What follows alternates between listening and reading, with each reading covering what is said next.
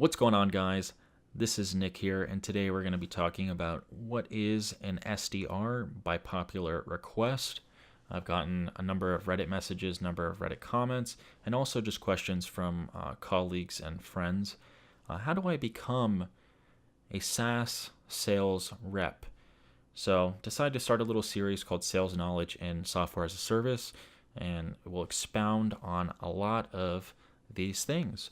So we're going to start off with SDR. I didn't want to go into the whole gambit, do SDR, AE, and MAE in one video. It'd be far too long. I actually already recorded it, and it was almost 30 minutes long. So we're going to try to compress it a little bit here and get right into it. So what are the topics we're going to be covering? We're going to be covering the explanation of what an SDR is, how to land the SDR role, how to properly execute as an SDR, how to be successful essentially, key performance indicators, what are the things that your manager is going to be measuring you on, and how you're going to get paid more, the pay ranges, and how you're going to go from being an SDR to an account executive.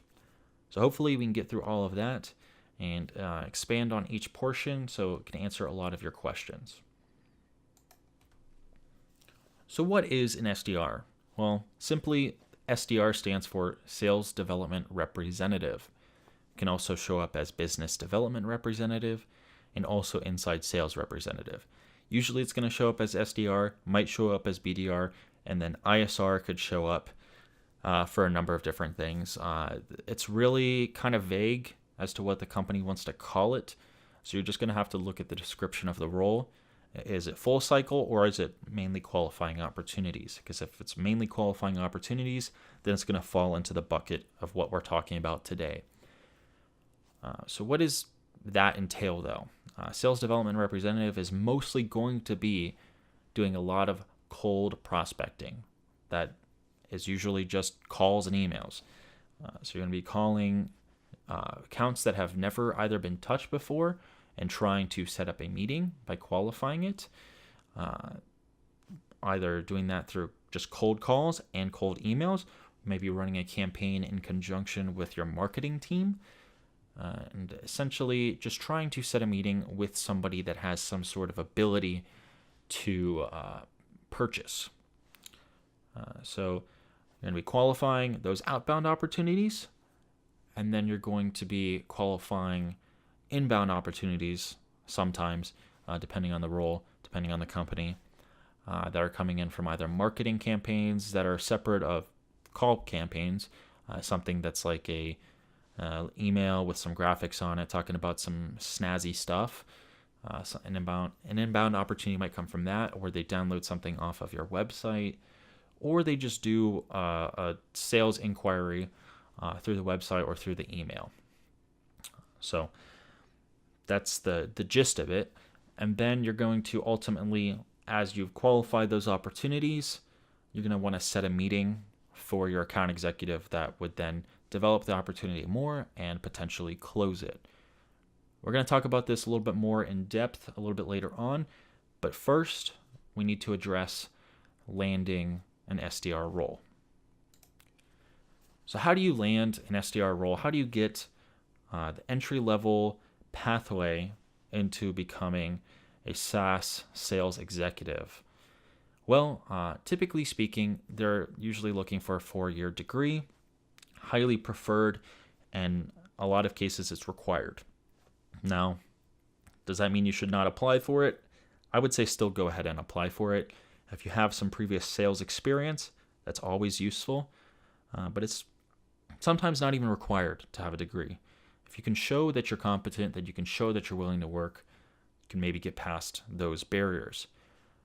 Personally speaking, I did not have a degree going into my first SDR/BDR role, so it's not always required, even if they say it is. Number 2, you're going to be wanting to understand the company and its offerings. So that means you're going to understand what the company does, how long has it been around, who's the CEO, who are you going to be interviewing with, and what solutions do they offer, and then really what markets are important, what kind of customers are their prime customers, and then also competitors. So there's a lot of different things that go into that you want to know off the bat that you can just Google and look at their site. Things like Gartner reports will show a lot of this stuff. They'll show the competitors and kind of what the solutions that this company offers that are differentiators. Why would somebody purchase this solution over somebody else's solution? And those things, you need to write those down. You need to have those readily available so you can show that you understand what the company does. Going back to what I said before, you're going to want to show that you're willing to work hard. This role is not expected the role is not expecting you to have a ton of experience coming into this. You're going to be treated as a very new person, very green, as they say, somebody that's not familiar with the industry that needs coaching. So you have to show that you're just willing to put in the time, willing to put in the calls to become successful. If you can do that, you can convey that over a phone call with your first phone interview, and then also do that in person, you will be golden. You just need to show that you're hungry for success, that you want to actually make a career out of this, that this isn't just a job for you. All important things that you need to be talking about when you go to interview. And then, like I said, you need to be coachable. You need to be able to be somebody that your manager can go to and give you criticism to make you better. Whether they're right or wrong, you just need to be able to accept it and then keep on doing what you're doing to be successful. If you're doing something wrong and you know you're doing it wrong, then absolutely you need to adjust and put yourself back on the right track. And lastly, as far as interviewing goes, you need to come prepared. You need to have a resume with relevant info. So your degree, if you have one, and then sales experience or jobs that you can relate back to sales experience. So super important. You need to show that things that you've done in the past can help you in this role going forward. You need to have a written list of questions for your interviewers. Don't come up with these on the fly. You might come up with a couple of extra ones, but you need to have questions for the interviewers about the company to show that you've actually looked into it more and to show that you're actually genuinely interested. And don't make these questions all surrounding pay. You'll get to that point eventually, but since you're such an entry-level person that you don't really have the power to ask, how much am I going to get paid? How much am I going to get paid? That stuff, you can wait for it. You need to kind of wait till you're further down the line because you don't have a lot of risk involved for yourself. The company is taking a larger risk by bringing you on with somebody that doesn't have a lot of experience. So have those written out, have one for yourself, and then have one for the interviewer. Print two out and make it kind of part of the package that is being given as your resume, the questions, all that stuff. And also feel free to put a little cover letter thing on there. Has the company's logo on it, your name, the interviewer's name. Makes it look really professional. People don't do that, and people are really surprised when you do that. It comes off as somebody that really wants what they're after. And then just really obviously just dress well, look the part, wear a suit if you have one, wear all the nice fixins to present yourself in the best way possible. Wear a tie, and then whatever you would wear as a professional lady. I'm sorry, I don't really know all the correct terminology for how they dress, but that's also very important. Moving on to execution. Really how you're going to be successful as an SDR and how your daily responsibilities are laid out is going to be, like I said before, more heavily based on your call/email volume.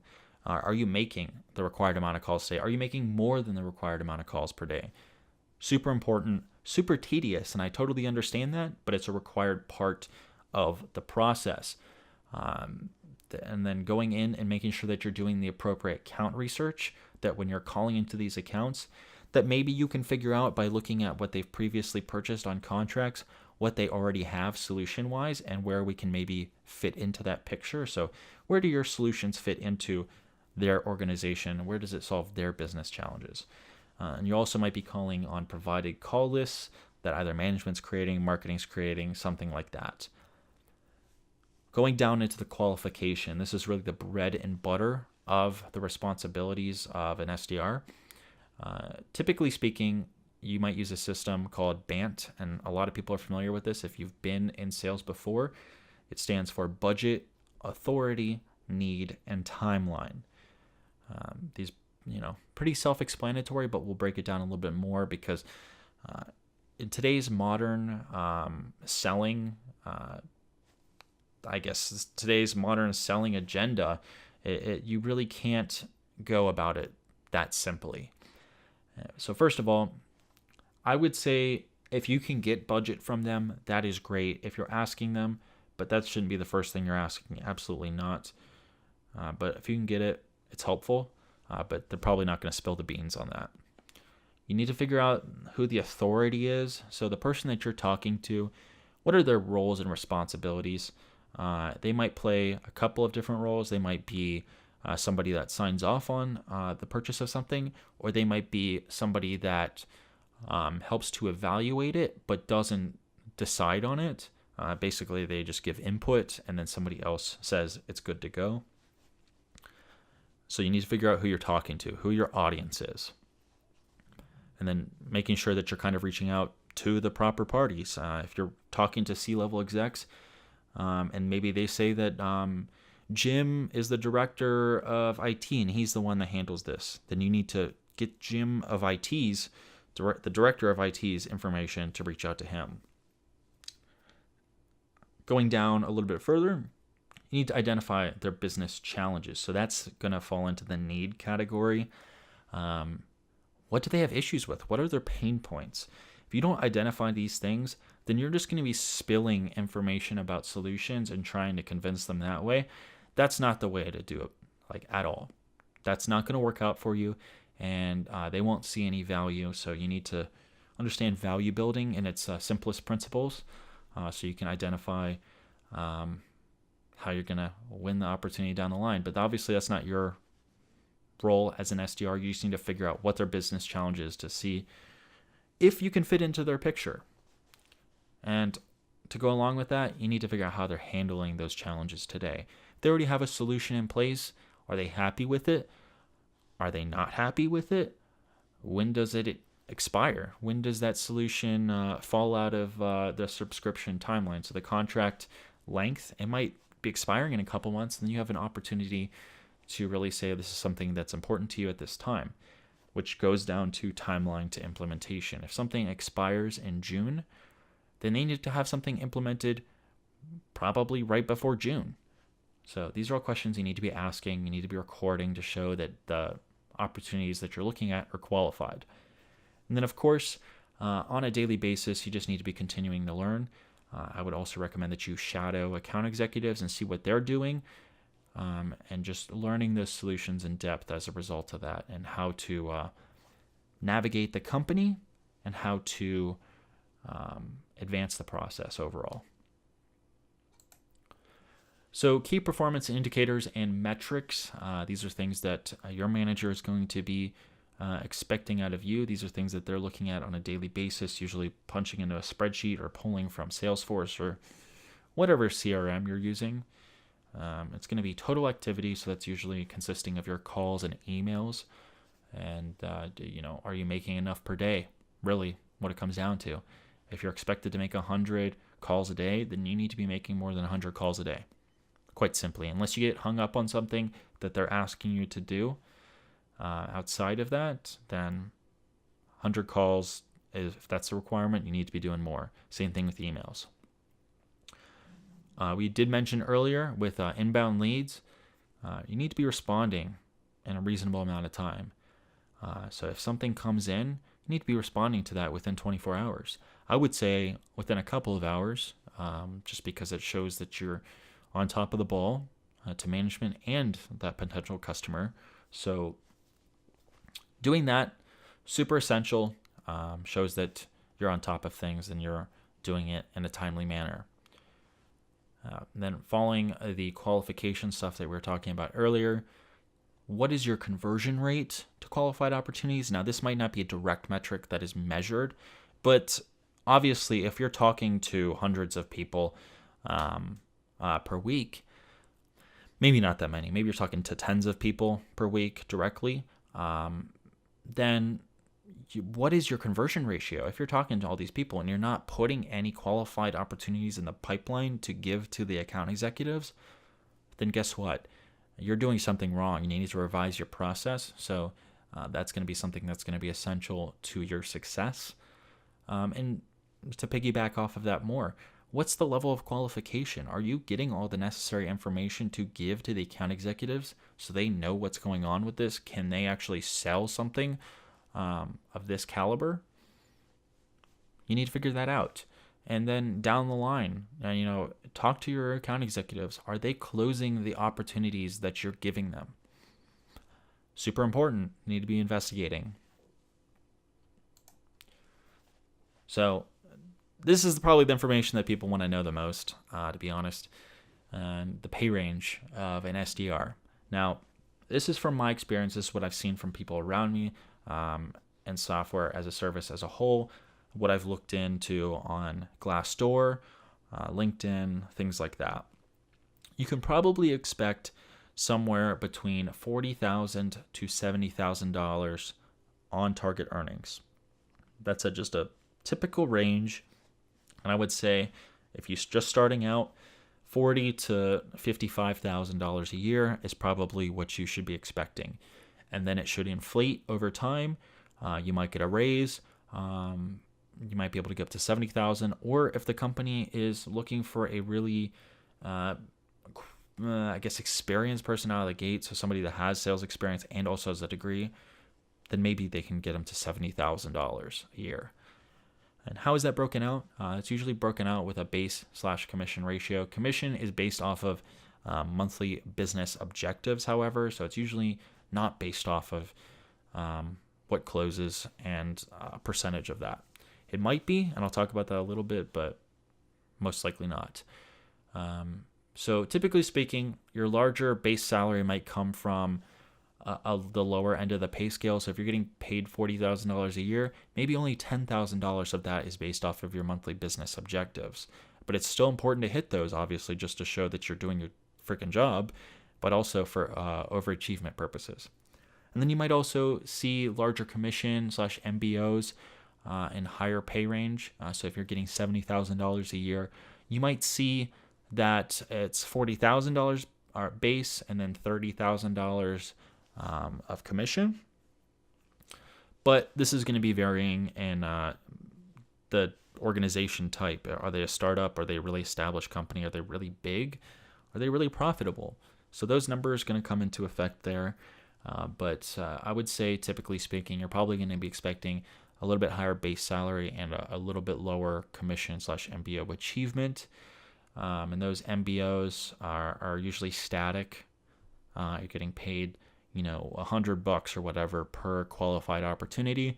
And then maybe in some cases you might see that you get paid a flat rate for something that closes that you've given to an account executive. So a little bit more incentive to really give you qualified, or to give them qualified opportunities. And I was talking shortly about overachievement. There's going to be less overachievement potential in a full cycle sales role, but it's still extremely important to show that you're willing to put in the time and effort to become a full cycle sales rep. So not as much as a sales rep. You're not going to be making hundreds of thousands of dollars as an SDR. That's so unlikely, but it's still a good amount that you might get accelerated on if you go over your quota. And then I'll just touch on real quick the anomalies, and you might get paid more than that range.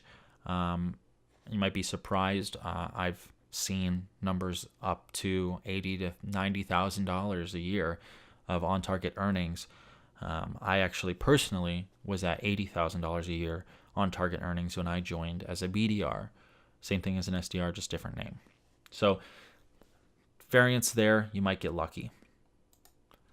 And then lastly, we'll just talk shortly here about progression to account executive. I might go in depth on this more in another video because I think this is really important. But we're hitting the 20-minute mark here, so I don't want to drag on and on. So you need to really just kill your key performance indicators, your KPIs, and your metrics. That's going to be super important with any role and any company. You're making the calls, you're creating a lot of qualified opportunities, and the conversion ratio is really good. So those three things are probably what you're going to be mostly measured on. And piggybacking off of that, huge qualified pipeline development. So if you're account executive, let's say you're paired with one account executive and the quota is $1 million a year, right? Then guess what? You probably need to be developing a pipeline for them that is, probably in the $3 million range. Now, you're not going to figure out the numbers of what the solutions are worth at that in this role, but that just means you need to be doing as much as possible to make sure that the pipeline is fully saturated at all times and more. So 3x their quota should be really your goal. Another thing, too, is that you're getting little to no kickback from the AEs. And what do I mean by that? Really, it just simply means, are you seeing that these opportunities are not fully qualified when you kick them over to the AE? Are they saying, this isn't even properly qualified? Why did you give this to me? If that's the case, you need to reduce that. That just kind of goes hand in hand. Like, you're not doing your job, essentially. So making sure that you're not getting anything bad back from the AEs in regards to what you're sending them, super important. Like I said before, you need to be constantly learning. You need to be furthering your knowledge of the solutions and making sure that you understand what your offerings are so you can better qualify opportunities, see more qualified opportunities, give less opportunities that are not properly qualified to your account executives, and show that, you know what, I'm an SDR right now, but I am capable of understanding how our company is viewed and how our company is being used in the marketplace. So you can then become an account executive. And the last thing I would say is really understanding how the internal process is. If you can understand how your company works internally speaking and become as efficient as possible at doing what is required of you, then that's only going to help you more. So I think that really covers it and the holistic perspective of things. So if you have any questions, I can answer them in the comments, or if you want to ask me them on Reddit, I'll check that pretty frequently. But yeah, hopefully you guys found this useful for people that are looking to get into an SDR role or how to progress out of one, or just wanted to know more about software as a service, SDRing in general. So hopefully found it useful, and I'll see you guys next time. Take care.